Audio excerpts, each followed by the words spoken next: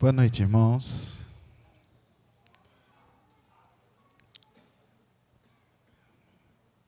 Irmãos, é um prazer estar aqui de novo.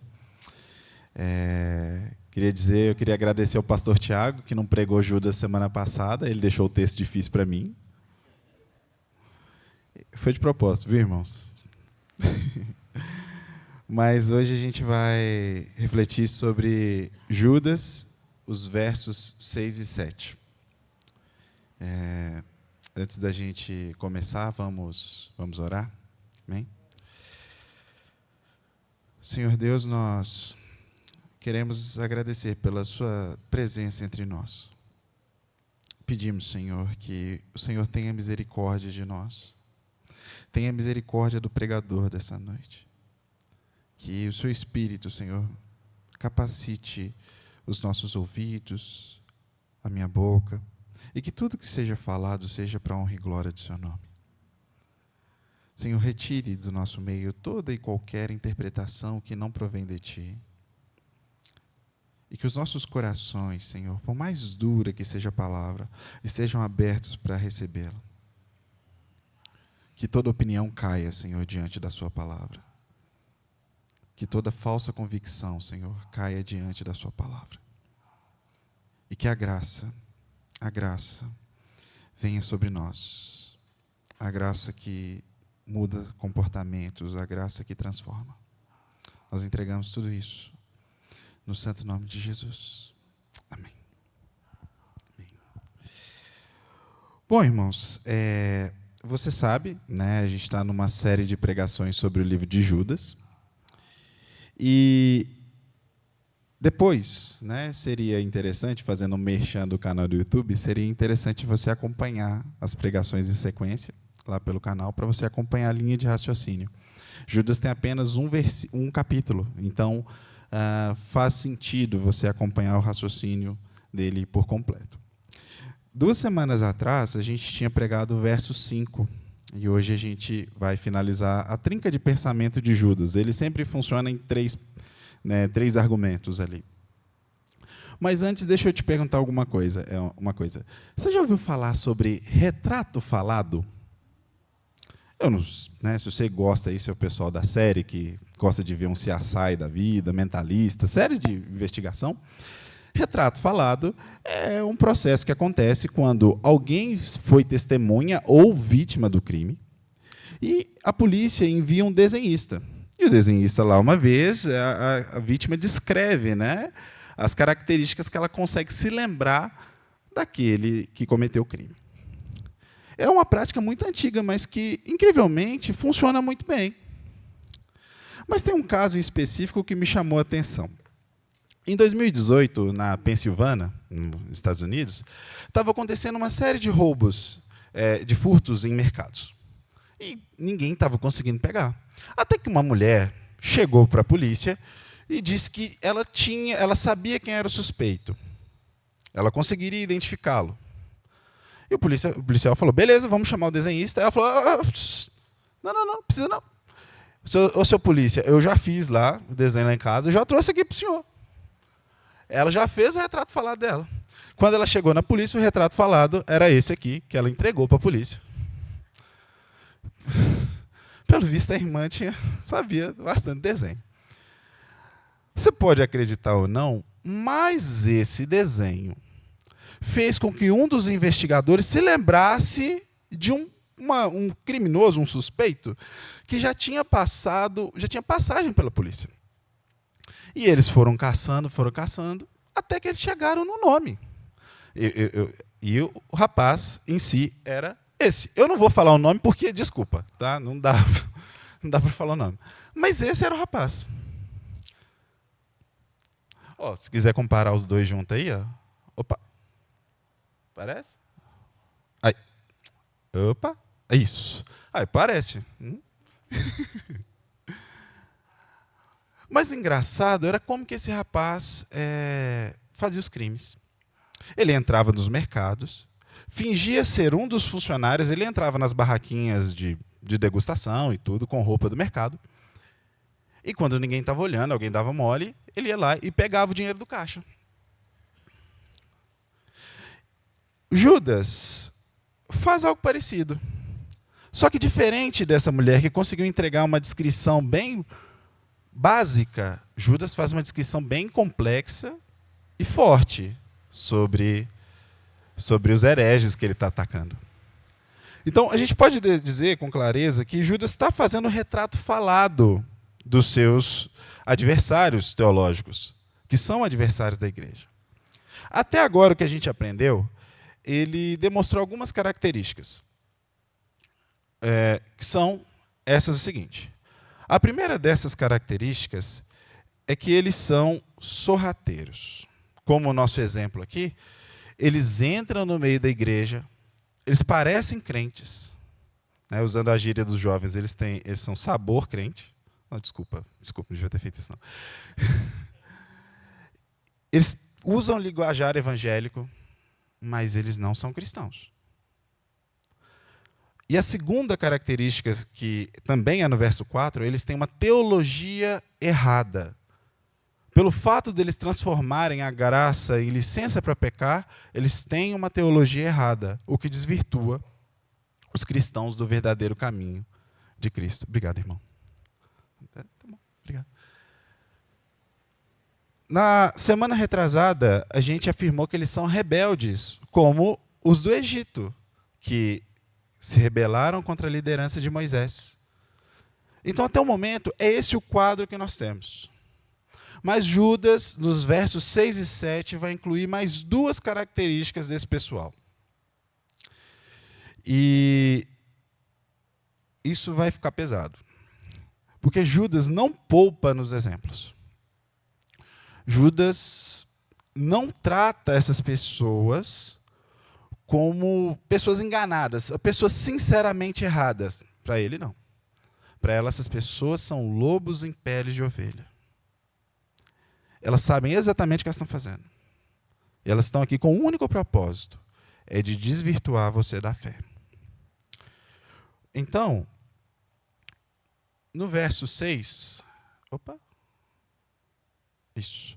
No verso 6 de Judas, vai dizer assim: e aos anjos que não conservaram suas posições de autoridade, mas abandonaram a sua própria morada, ele os tem guardado em trevas, presos com correntes eternas para o grande dia do juízo.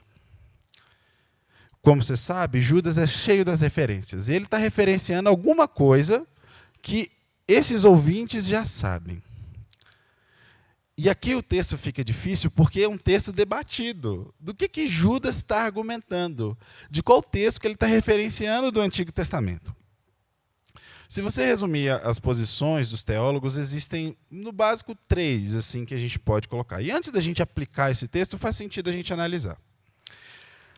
A primeira argumentação é que ele estaria falando da queda de Satanás. Então, Satanás tentou ser igual a Deus, foi expulso da presença de Deus, e Deus o condenou ao inferno.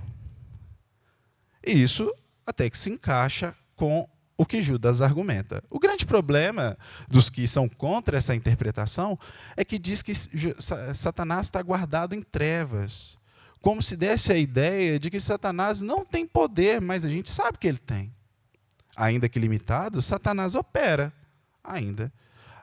E ele espera a queda final dele, quando ele vai ser sentenciado ao inferno. Mas não parece ser uma posição tão viável para alguns.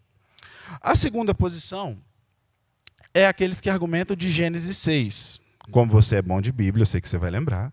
Em Gênesis 6, é antes do dilúvio, quando Deus chama Noé, e diz que os filhos de Deus tiveram relações com as filhas dos homens.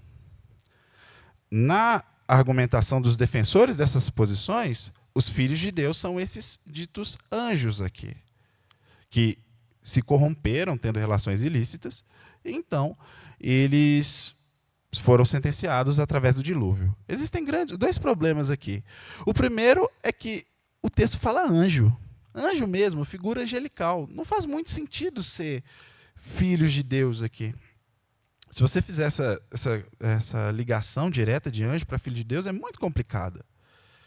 E, bom, como você sabe, no dilúvio não teve muito fogo, não. Teve água. Então, como que a gente harmoniza com essa posição? Mas existe uma terceira, e que é a mais defendida pelos os estudiosos. Mas antes a gente precisa voltar um pouquinho. Você vai lembrar que o último livro do Antigo Testamento, qual que é? Alguém falou baixinho. Malaquias. Quando o Malaquias é finalizado, não começa Mateus de uma vez. Há um período de 400 anos, que a gente chama de período interbíblico. Nesse período, começam a surgir, não tem literatura inspirada por Deus, mas tem literatura.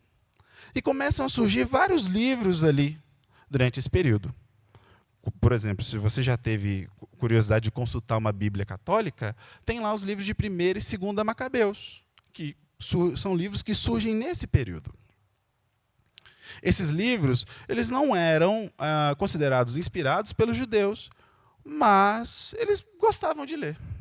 E dentre desses, tem um livro muito especial para os judeus, que é o de Enoque. Enoque, você vai lembrar que foi aquele que andou com Deus e Deus o tomou para si. Bom, supostamente, o que é impossível, tá? Mas supostamente esse Enoque teria escrito um livro. O que não tem como, tá, gente? Porque Enoque foi arrebatado há muito tempo. E, sei lá, 200 anos de Cristo surgiu o livro de Enoque. O que aconteceu foi que alguém escreveu esse livro e deu o nome de Enoque. Mas Enoque tem uma citação muito interessante, que ele diz o seguinte. Vê se tem alguma semelhança com o que Judas fala. Enoque, escreva da justiça. Vá aos vigilantes aqui leia-se anjos, tá? Do céu, que abandonaram as alturas do céu, o eterno lugar santo, e se poluíram com as mulheres, fazendo os filhos dos homens, e tomaram mulheres e forjaram uma grande obra de corrupção sobre a terra. E lhes faça saber que não haverá para eles paz nem redenção de seu pecado. Essa é a posição mais defendida, de que Judas tem esse livro, essa tradição interpretativa em mente. Antes de você ficar preocupado com qualquer coisa, não é que Judas esteja validando Enoque. Não é isso.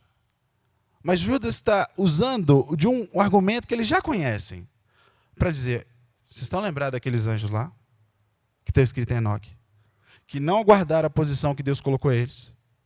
O que Deus fez com eles? É esse o argumento de Judas. Voltando para Judas. Qual que é o argumento dele? Ao dizer que esses anjos que não aguardaram posição. Não pense que Deus vai poupar os hereges. Se Deus não poupou anjo que estava diante dele, que estava na presença dele, não pense que esses homens que estão cometendo erros atrás de erros e fazendo com que a igreja peque, vão ficar impunes.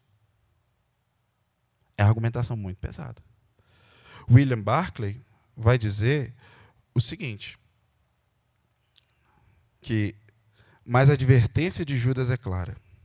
2 coisas arruinaram os anjos, o orgulho e a cobiça.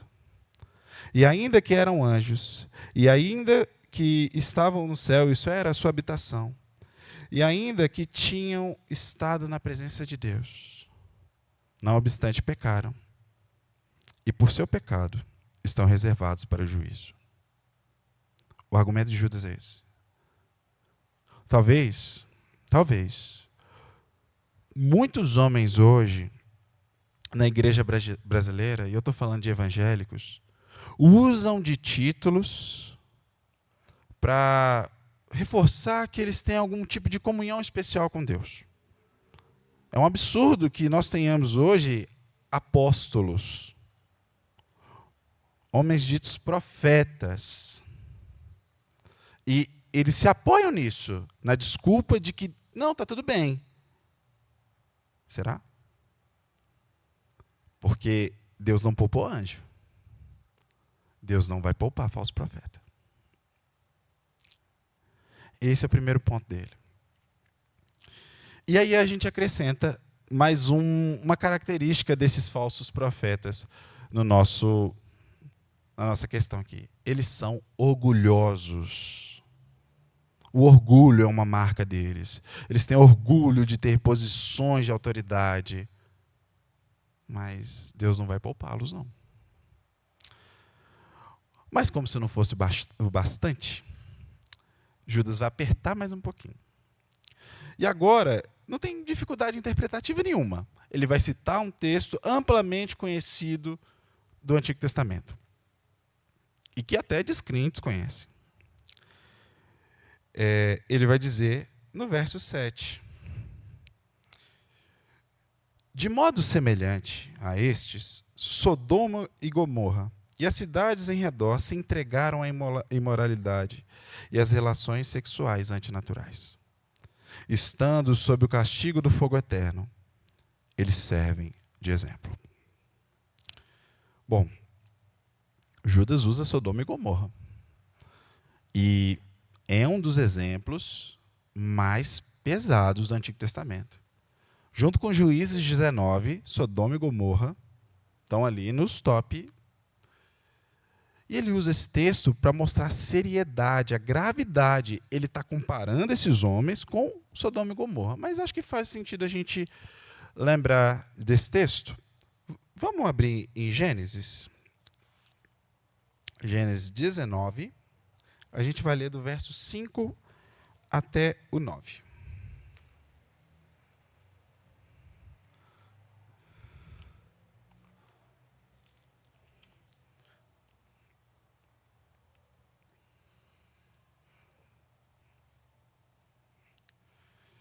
Então, só te explicando, te lembrar aí do contexto. Ló e Abraão tiveram um desentendimento, na verdade, os pastores dele, e Abraão pede que Ló escolhe uma terra aí para você. Ló, com o dedo podre que tinha, vai para Sodoma e Gomorra. Né? E chegando lá, acontece uma série de coisas, e Abraão intercede por Ló. Deus fala com Abraão, né, que vai destruir Sodoma e Gomorra. E então Deus envia anjos para resgatar Ló dali.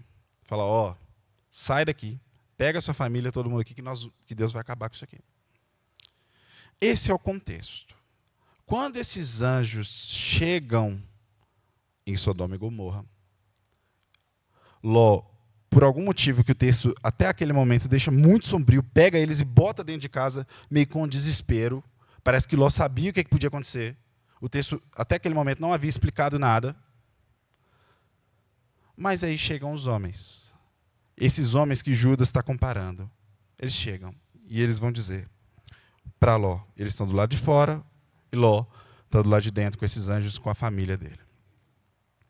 Gritaram para Ló: onde estão os homens que vieram passar a noite em sua casa?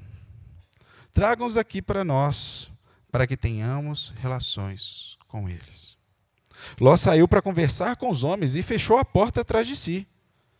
Por favor, meus irmãos, não cometam tamanha maldade, suplicou. Escutem, tenho 2 filhas virgens. Deixe-me trazê-las aqui para fora, e vocês poderão fazer com elas o que bem desejarem. Mas, por favor, deixem os homens em paz, pois são os meus hóspedes e estão sob minha proteção. Saia da frente, gritaram eles. Esse sujeito é um estrangeiro que se mudou para a cidade e agora age como se fosse nosso juiz. Faremos a você coisas bem piores do que a seus hóspedes. Então partiram para cima de Ló e tentaram arrombar a porta. O resto da história depois você lê lá. Mas é desse povo que Judas está lembrando. Judas usa um exemplo muito pesado. Não existe qualquer outra interpretação, tá? Se você procurar uma interpretação mais amena, esses homens queriam de fato violentar os anjos ali, que estavam em forma humana. E Ló, né? Ló é uma pessoa boníssima. Ló só queria entregar as 2 filhas dele. É coisa boa, né? O texto está julgando Ló também, tá? Ló é extremamente problemático. Mas aí, o texto deixa bem claro que eles são lascivos, que eles estão dispostos a fazer qualquer coisa para satisfazer seu desejo. Qualquer coisa. Mas Deus vai julgar Sodoma e Gomorra. E aí, nos versos 24 e 25, do mesmo capítulo 19, vem a sentença. Então, o Senhor fez chover do céu fogo e enxofre sobre Sodoma e Gomorra. Destruiu-as completamente. Destruiu-as completamente, além de outras cidades e vilas na planície. E exterminou todos os habitantes e toda a vegetação. Volta para Judas. Tenha isso em mente. E agora a gente pode ler o texto de novo? Então, não vou ler em voz alta não, mas olha para o texto. É com esse pessoal que Judas está comparando. Quando a Bíblia diz de relações antinaturais, ele está falando de relações fora do padrão criacional de Deus. E aqui já tem uma sentença muito forte para os nossos dias. Nós temos, infelizmente, hoje, igrejas ditas inclusivas. E essas igrejas não só apoiam a prática de a relação entre pessoas do mesmo sexo, como endossam, dizendo que Deus não é contra esse tipo de coisa. Como no argumento de que Deus é amor, como Deus poderia, então, rejeitar esse tipo de relação? Judas não hesita em dizer que, assim como os cidadãos de Sodoma e Gomorra, que se entregaram a relações antinaturais, esses falsos profetas também se entregam a relações antinaturais.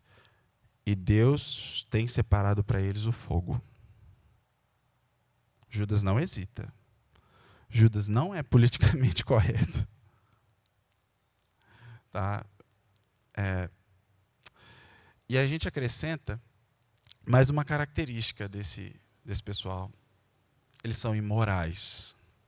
Esses falsos profetas têm um desejo, estranhamente um desejo que é sempre fato de escândalo no meio da igreja, é a imoralidade sexual. E antes que a gente pegue um espantalho, quando Judas denuncia as relações antinaturais dos sodomitas, ele não está se limitando a um sexo fora do casamento ou relações sexuais entre pessoas do mesmo sexo. É tudo que foge do padrão criacional de Deus. Deixa eu ser mais claro. O marido que tem um Instagram privado e que ele se sente à vontade em curtir fotos de pessoas que não são sua esposa, em anonimato, ele está agindo segundo os desejos de Sodoma e Gomorra. O adolescente que tem um namoradinho e se entrega a ele, o seu corpo, porque aquilo te faz feliz. Sinto paz no meu coração. Ele está agindo segundo os padrões de Sodoma e Gomorra. Não há, tá? O marido, a esposa, seja quem for, que consome pornografia, achando que ali ele não faz mal a ninguém, está agindo segundo os padrões de Sodoma e Gomorra. Até aqui, Judas é muito claro em dizer o seguinte: o modo como você vive diz aquilo que você crê. Não importa o seu discurso. Você pode ter discurso, só que se o seu discurso é desacompanhado de vida, ele não serve para nada. Sendo mais claro para você, o modo como você vive é o indicador mais confiável daquilo que você crê. Não adianta se esconder atrás de boas ações, de ministério, de microfone na mão. Nada disso serve. Foi, talvez, uma das pregações mais pesadas de fazer. E eu me lembrei de muita gente, eu me lembrei do meu passado, quando eu fazia. E talvez você se lembre também, no meio dessa pregação, você tenha se lembrado de alguém. Talvez você tenha, sei lá, conhecido alguém que está nessa situação. Conhece, talvez sua família. Talvez você esteja nessa situação. É hora de pedir ao Senhor graça. Graça. Não a graça que os adversários de Judas falavam, mas a verdadeira graça, a que salva do pecado, do inferno, mas que muda mentes e corações. Não caia. Tome muito cuidado no discurso de que Deus é somente amor. Tome muito cuidado com esse discurso. De fato, isso é verdade. Deus é amor. Mas porque Deus ama, Deus é justo. E se Deus é justo, Deus não pode deixar de punir o mal. É porque Deus ama a justiça que Deus odeia o roubo. Que Deus nos conceda a graça, irmãos. Que nós não caiamos primeiro, né, na conversa dos falsos profetas dos nossos dias. Mas que também nós não sejamos esses falsos profetas. Vamos orar. Senhor, nós carecemos a sua graça. Senhor, pedimos que o Senhor nos purifique, Senhor, do nosso pecado. Afaste de nós, Senhor, todo orgulho, toda teologia falsa, toda rebeldia. E que possamos ser assim como Jesus. Senhor, que nós não sejamos aqueles que procuram na internet o discurso que mais nos agrada. Que nós não sejamos, Senhor, aqueles que reinterpretam a sua palavra para satisfazer a nossa vontade. Mas que sejamos aqueles cuja graça foi alcançada.